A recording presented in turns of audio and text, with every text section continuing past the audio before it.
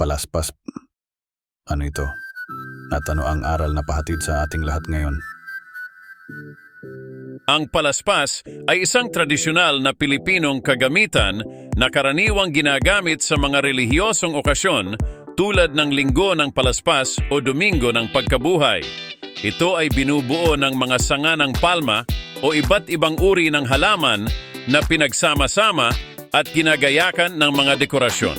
Sa konteksto ng relihiyon, ang paggamit ng palaspas ay may mga aral at puntos na maaaring matutunan. Isa sa mga aral nito ay ang pagpapakumbaba at pagsunod sa mga aral ng Diyos.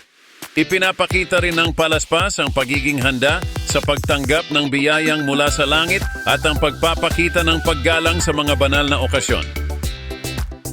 Maaaring magkaroon ng iba't ibang puntos ang paggamit ng palaspas depende sa konteksto ng pagdiriwang o seremonya kung saan ito ginagamit. Subalit sa pangkalahatan, ang paggamit ng palaspas ay nagpapakita ng debosyon, pananampalataya at pagiging bahagi ng relihiyosong komunidad.